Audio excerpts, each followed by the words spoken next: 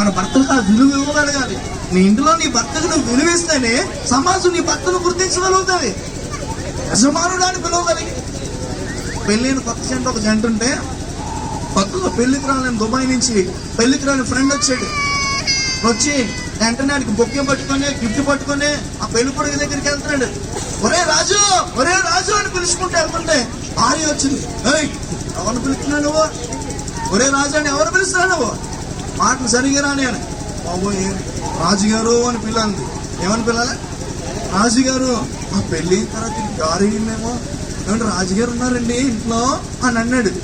అంటే ఉన్నారమ్మా ఇప్పుడు వెళ్ళు అంటే ఆడు మాట్లాడేసాడు, ఆడు గిఫ్ట్ ఇచ్చేసాడు, ఆడు పెట్టిన స్నాక్స్ తినేసాడు, వాడు వెళ్ళిపోయాడు. ఒక 6 నెలల తర్వాత మళ్ళీ వచ్చాడు, ప్రాణ స్నేహితుడు కదా అని. ఒరే రాజు అనిపోయి, అమ్మో బాబోయ్ రాజు అనకూడదు, అమ్మ రాజుగారు ఉన్నారా అని వెళ్ళాడు, అడిగాడు. మళ్ళీ అదే భార్య బయటకు వచ్చింది. ఎవరండి మీరు అంటే, రాజుగారు ఉన్నారా? ఏ రాజుగారు అంటే, అదేనండి మీ ఆయన రాజుగారు. ఆ పొరపల్లి ఎక్కడ ఉన్నాడు నాకు తెలియదంట. 6 నెలలు ఏమైపోయిందే? 6 నెలలు ఏమైపోయింది? ప్రేమ తక్కువైపోయింది. నువ్వు పెళ్లి చేసుకున్నప్పుడు, నువ్వు పెళ్లికి ముందు నువ్వు మాట్లాడుకున్న ఆ ప్రేమ మాటలు, నీ మొదటి దినాల్లో ఉన్న ప్రేమ మాటలు కడ వరకు నీ భర్త నీవు ఎన్ని టైం వరకు ఆ ప్రేమను కొనసాగించగలగాలి. ఆ ప్రేమ కొనసాగించగలంటే నీలో అగాపే ప్రేమ ఉండగలగాలి. హల్లెలూయా, హల్లెలూయా.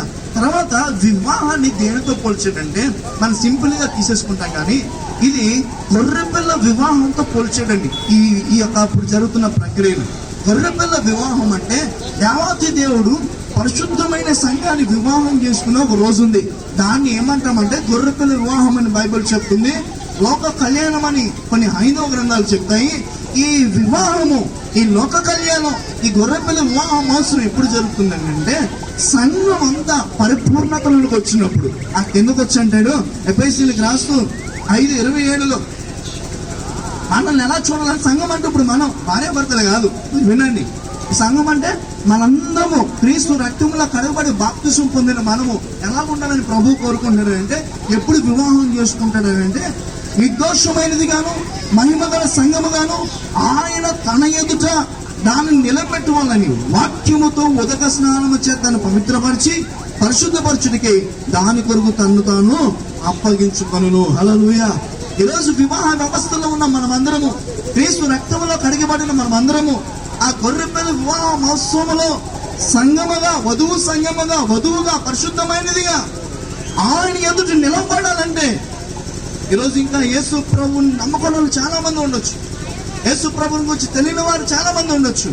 ఆ గొర్రెపిల్ల వివాహ మహోత్సవంలో, లోక కళ్యాణములో నువ్వు ఉండాలంటే యేసు ప్రభు రక్తంలో కడగబడితేనే తప్ప, యేసు ప్రభు స్వరక్షకుని అంగీకరిస్తానే తప్ప, యేసు ప్రభు నా కోసం ప్రాణం పెట్టాడు, నా కోసం సమాధి చేయబడ్డాడు, నా కోసం తిరిగి లేచాడని